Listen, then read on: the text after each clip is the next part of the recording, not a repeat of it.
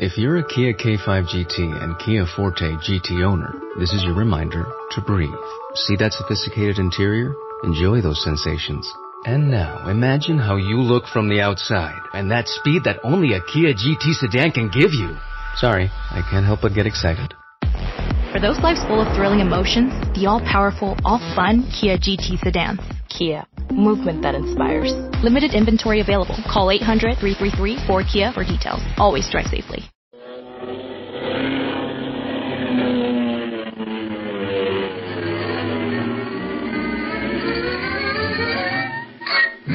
Speed Gibson of the International Secret Police.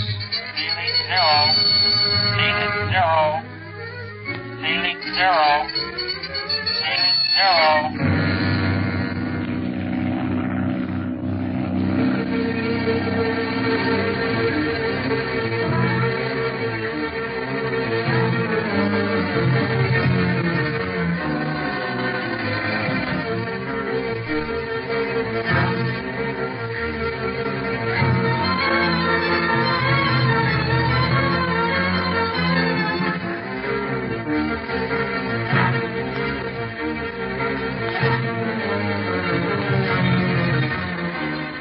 Learning that the Octopus has ordered the destruction of Mrs. Buchanan, wife of the missing investor in the Atlantean Syndicate, Clint decides to go by foot to Leopoldville with Kinka as guide, following the elephant paths.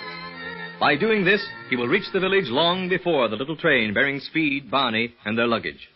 In this way, Clint hopes to save Mrs. Buchanan's life. Meantime, the Octopus has sent orders to Walab, the native murderer, to get Mrs. Buchanan in Leopoldville before dawn, so that no one will see him. The sky is growing light in the east as Clint and Kinka approach the sleeping village, and the jungle birds and monkeys noisily greet the strangers. Well, the wildlife seems to be awake, but the village is not, Kinka. Yes, Your Excellency. It is their salutation to the dawn. It is always so, unless they sense danger is near. And then? Then you would not hear a sound. Kinka, how would you like to act as our guide while we're in the Congo? You brought me through the jungle fast enough and safe enough. You have a good head on your shoulders. Most important, I know we can trust you. Would you like the job? As your guide, more than anything in this life. You're hired, then. Just as we've set foot in Leopoldville, too. Wonder where I can find someone in authority at this hour. I know where the head of the Belgian police has his abode. Oh, that's good. Just the man I want to see. You better come with us when we go to Mrs. Buchanan's. You can also tell us where she lives. Yes, that I do not know. Uh-oh.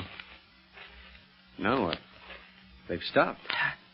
There is danger near. The animals sense it. Perhaps they've seen us in the growing light. No. They have seen us all through the jungle. Have you not felt eyes constantly watching you during our journey? Yes, and not always friendly eyes. But we came to no harm. Their instinct told them that we were friends. They might recognize you as a friend, Kinka, but you've lived in this country. Not sure just what they would think of me. They accepted you, Your Excellency. But now this strange silence. Perhaps we had better stay out of the clearing until we see what has caused it. But what? Look. Someone is over there, near that bungalow. You're right. Whoever it is has no business there. He's sneaking toward that open window. It is he who caused the Jungle Brothers to fall silent. He is evil. Whatever he is, we've got to see what this is all about before we do anything else. Look, he's climbing in the window. Yes, he did not see us, praise Allah. Come on, let's get over there. We mustn't make any noise. I shall be silent. Oh, you stay outside and watch that window while I go in, Kinka. Let me know if that fella tries to get away. Yes, Your Excellency. Now, you wait here, Kinka. I'm going on in. Be careful, Your Excellency. It might be Walab, the murderer. That's exactly my hunch. But whoever it is, we'll soon find out.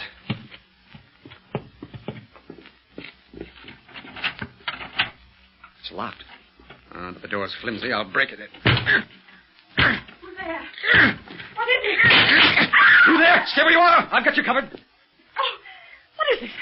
What do you want of me? Are you Mrs. Buchanan? Why, yes, but... Then just remain where you are, please, till I take care of this native. Oh, who is he? Where did he come from? I believe he is Walab, one of the Octopus gang. The octopus.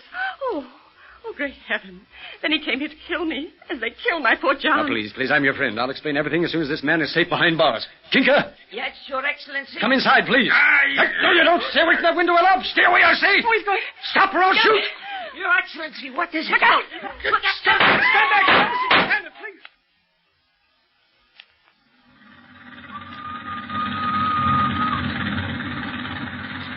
Gosh, Barney, won't this train ever get to Leopoldville? Seems like we've been on it for hours. We haven't been so long, Speed, and we should reach the burg soon. What's the matter? Worrying about Clint? Yeah. Wondering if they got through the jungle all right. Sure they did. You know, that Kink is a pretty smart kid.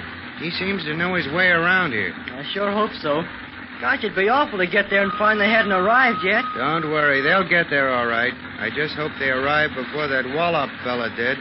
Else Mrs. Buchanan's sure going to be out of luck. Yeah.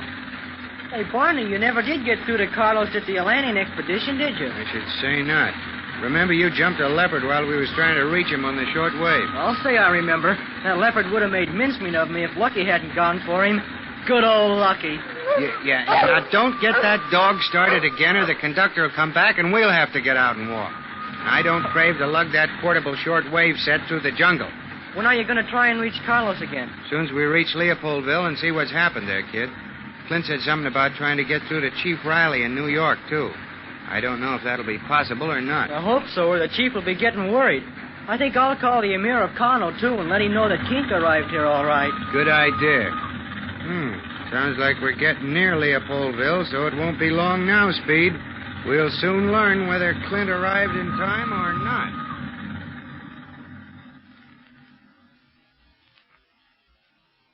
Kinker came in the door. Wallab jumped out the window. I couldn't shoot immediately because Mrs. Buchanan was in my direct line of fire. I was afraid of hitting her. By the time I could shoot, Wallab had disappeared in the jungle. Boy, we were sure glad to see you and Kinker, Clint, and Mrs. Buchanan, too. It was so kind of you all to come to my aid as you did. When I think what might have happened if you hadn't arrived when you did, Mr. Barlow. Ah, don't you worry, Mrs. Buchanan. You won't run that risk again, I assure you.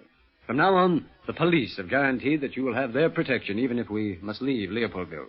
And I suggest that you return to America as soon as you possibly can.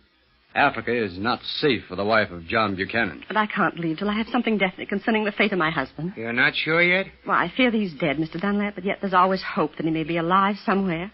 Well, now that we've all had a chance to relax a little, supposing you tell us what you know of his disappearance, Mrs. Buchanan, and the events leading up to it. Well, I'll be glad to. I'll do anything in my power to aid you in capturing this horrible criminal who ruined my life by taking my husband from me. That'll be swell. You might give us a clue that'll lead us right to his hideout. Well, John had an idea that it was near Leopoldville. That's why we came here in the first place. When did he first suspect that the Atlantean Syndicate was a phony? Long before any of the other investors.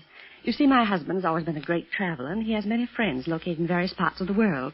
One here in Africa wrote him a letter of a new money-making scheme, as he called it, a syndicate which claimed to have found the lost continent of Atlantis in the Sahara Desert. The letter aroused Mr. Buchanan's suspicion? No, he answered his friend, telling him the details of the find, and that 9 other financiers were interested in the syndicate. His friend was shocked that such men could have been fooled, and also said that those who lived near the location of the supposed find were positive that neither Atlantis nor any other continent could remain hidden there very long. How could they be positive? Well, when the French government was planning their automobile highway across the Sahara as part of their colonization plan, they surveyed this location very thoroughly, and had anything been buried under the shifting sand dunes in that particular spot, their engineers certainly would have found it. This is interesting. Well, when my husband received this news, he tried to convince the other investors that they were being swindled and to rouse them to taking action. But they were not easily convinced. Then, too, I think in the beginning they were ashamed to let the public know that men of their caliber had been tricked. Yes, their representative admitted that they had waited for some time before calling the International Secret Police in for an investigation. Well, John was not content with that. He determined to look into the matter for himself. And we landed in Africa, determined to go directly to the expedition base. But before we could do that, John received a mysterious note saying that if he wanted to know the entire truth about the Atlantean Syndicate, he should come to Leopoldville in the Belgian Congo. And it was signed by a mark resembling an octopus. Gosh, if they'd only called us in then, Clint. Yes, Speed, we might have nailed him all right, but please continue, Mrs. Buchanan. Well, we came here, but nothing happened. My husband made discreet inquiries about the syndicate, but no one knew anything about it.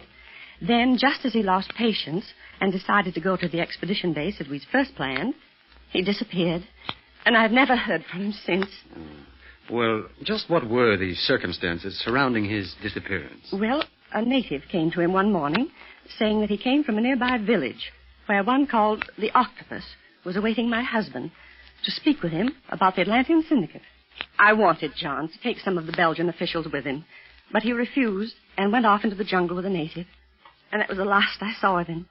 When a search was made, the village was found, but they knew nothing of my husband nor the octopus. At least, that's what they said, and we had no proof of anything to contradict it. A nearby native village, eh? Speed, switch on the transreceiver, will you? I'm going to try and get Carlos. Okay, Clint. Hey, you won't have to wait for the set to warm up, Clint. I've been fooling with it while you was with the Belgian police chief, telling him about Mrs. Buchanan's narrow escape. Oh, that's good. Good, Barney. Yeah. Hey, the octopus. Where'd he come from? Mrs. Buchanan. Oh, great heavens. Oh, how did you know that I'm here? I know everything. Every word you say, every move that you make. The set must be open for a two-way conversation. That's why I can hear you, Mrs. Buchanan. Yes, Barlow. You are very clever, but not clever enough to leave Leopoldville alive. Oh. Don't let him scare you, Mrs. Buchanan. Nah, the big devilfish. He's just talking to hear himself talk. Me, I'd like to tune him out. The wife of John Buchanan should be wiser than to listen to you secret police. She has seen the strength of my power. My husband. What did you do with him? Is he still alive? Have mercy, Octopus, or whoever you are. Return him to me if he's still alive, or tell me where he is. Whether you ever see your husband alive is entirely up to you. What do you mean? You have certain papers in your possession, which the secret police will want to see. Destroy them before they see them, and say no more about what you know. But I must find John. Say nothing more to Barlow, Mrs. Buchanan. If you do, you shall never see your husband again.